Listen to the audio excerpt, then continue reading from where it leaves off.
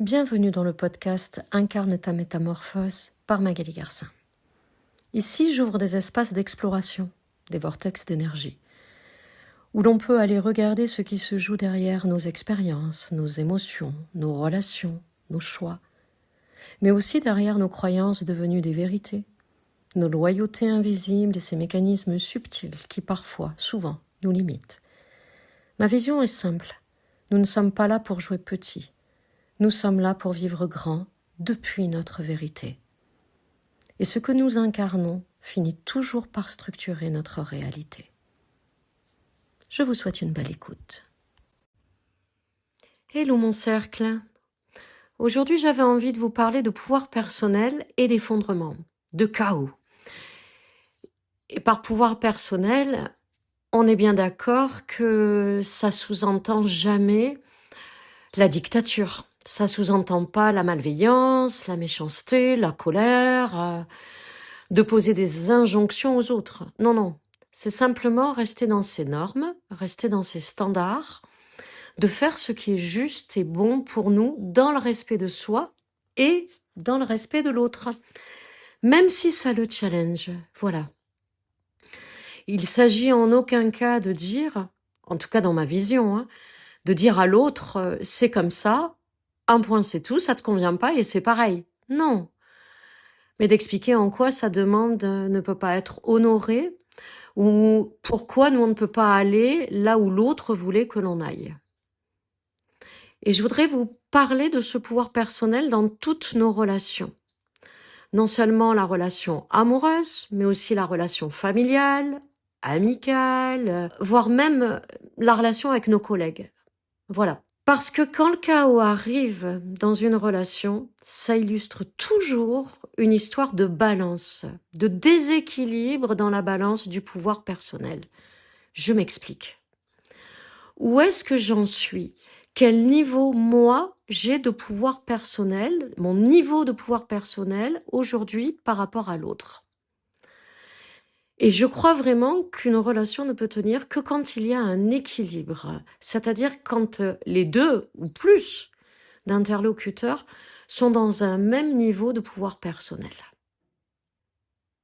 Le pouvoir personnel, ça veut dire ici que les deux remplissent le même poids dans la balance. C'est ça qui permet l'équilibre. Et du coup, chacun se sent en sécurité l'un avec l'autre ou les uns avec les autres. Mais s'il y en a un qui perd son pouvoir personnel, qui se sent moins dans sa puissance, moins dans sa confiance intérieure, et que par contre l'autre garde son niveau de pouvoir personnel, eh bien je crois que ce qui se passe la plupart du temps, c'est que celui qui perd sa confiance va commencer à se sentir en insécurité face à l'autre, face à celui qui a cette stabilité dans son pouvoir personnel. Il va commencer à penser que c'est juste une mauvaise personne, que c'est une mauvaise relation, que ça fonctionne pas, que l'autre est méchant, que quelque chose ne va pas, parce qu'il va se sentir menacé dans la relation, par le niveau personnel de l'autre qui est plus important que le sien. Vous me suivez ? Et de la même façon, s'il y en a un qui tout d'un coup a un déclic, un shift, qui monte subitement son niveau de pouvoir personnel pour répondre à une situation. C'est tout l'équilibre de la relation qui est fragilisé. Et c'est là que se créent les chaos dans la relation, parce que ça devient inconfortable.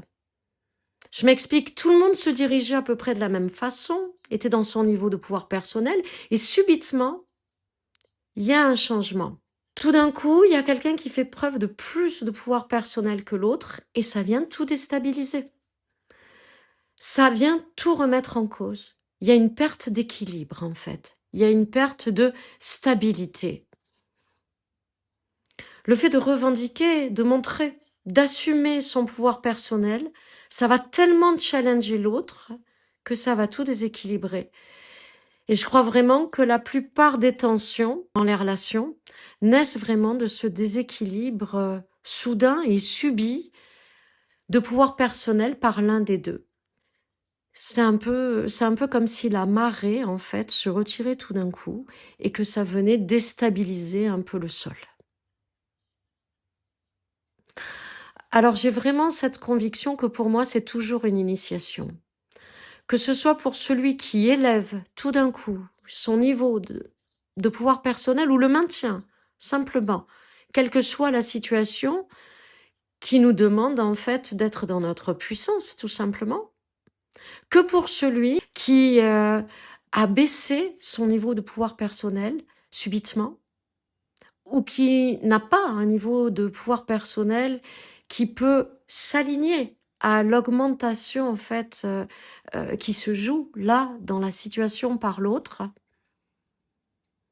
c'est toujours très déstabilisant et ça peut générer un effondrement dans la relation. Parce que quand l'autre va être déclenché par ce niveau-là de pouvoir, eh bien ça va complètement nous inviter soit à le maintenir, et du coup tacitement inviter l'autre à nous rejoindre, à pouvoir élever son niveau de puissance personnelle, son niveau de pouvoir personnel, son niveau de souveraineté pour rejoindre le nôtre. Soit c'est nous qui allons baisser le nôtre. On va négocier avec nos normes pour ne pas déclencher l'autre, pour apaiser le chaos.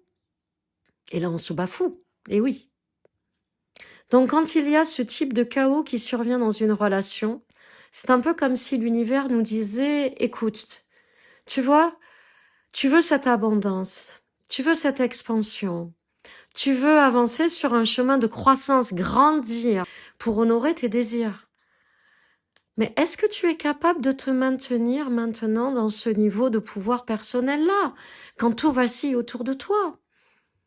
Quand tes amis, tes parents, ta famille, ton compagnon, ton amoureux, ton amoureuse sont en train d'être déclenchés par ta puissance. Là, maintenant, est-ce que tu es capable de tenir ça? Et pour celui qui a ce niveau qui s'effondre tout d'un coup, qui se sent mal dans la relation en fait, qui trouve à redire sur l'autre, qui le voit comme le vilain de l'histoire, comme le méchant, comme la mauvaise personne peut-être même, ben c'est une invitation pour lui à revenir dans son pouvoir. C'est une initiation. Et cette initiation, elle dit, ok, l'autre a monté son pouvoir subitement, et moi je me sens déstabilisée, je me sens pas safe, mais l'invitation c'est de pas m'effondrer face à ça. C'est d'être capable de tenir dans ce chaos, de le contenir, de tenir avec, et de revenir à ma puissance en me sentant en sécurité. Plutôt que de penser que l'autre est le méchant tout à coup. Et c'est vraiment une invitation à monter mon pouvoir au même niveau, ma puissance au même niveau. Je crois vraiment que c'est la meilleure initiation possible que la vie nous offre pour changer nos lignes de destin, vraiment. Se dire, ok, je veux vivre l'abondance, je veux vivre quelque chose de tellement plus grand, je veux croître, alors j'y vais. Je passe cette initiation, je m'élève au même niveau que l'autre. Je viens trouver et étirer ma propre puissance. À l'identique pour l'autre, hein. C'est une invitation à élever son propre pouvoir, à retrouver sa pleine puissance en se disant « Ok, je peux me sentir en sécurité là. » Et c'est un passage, c'est une invitation à élever mon niveau de conscience, à franchir un seuil. C'est une initiation tellement puissante, je crois, que c'est vraiment une opportunité de croissance. Si quelqu'un tout d'un coup trouve que vous êtes une mauvaise personne, que vous avez changé, c'est que son pouvoir s'effondre.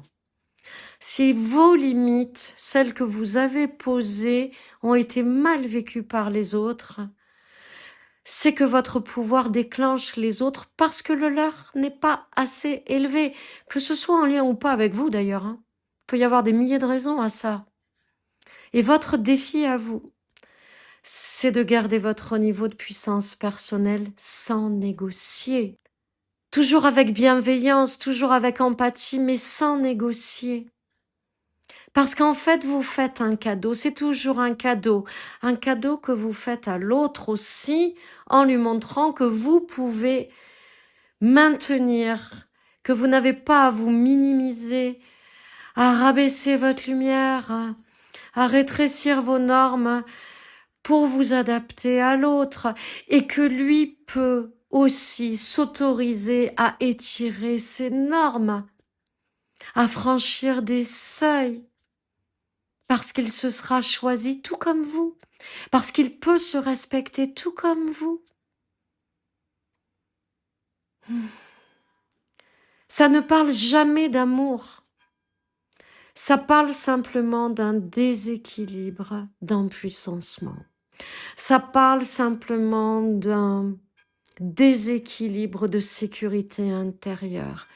Parce que quand on est déclenché au point de se sentir effondré parfois par le déséquilibre qu'il peut y avoir de pouvoir personnel entre moi et les autres, ça illustre parfaitement le manque de sécurité intérieure encore ici.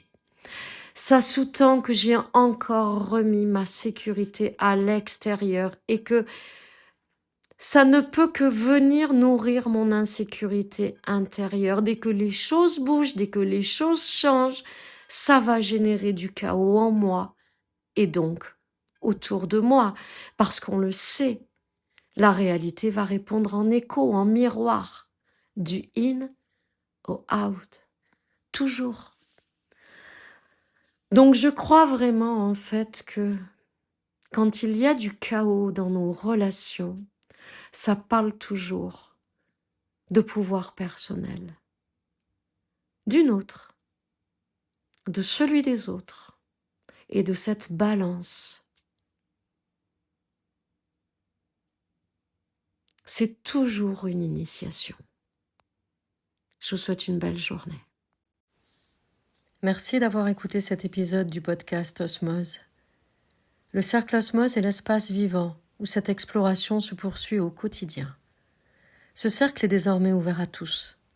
J'y partage des audios réguliers, des prises de conscience en mouvement et des clés pour affiner votre discernement et vous ancrer dans votre alignement identitaire. Si cela résonne en vous, le lien pour nous rejoindre est en commentaire. Je vous souhaite une belle intégration.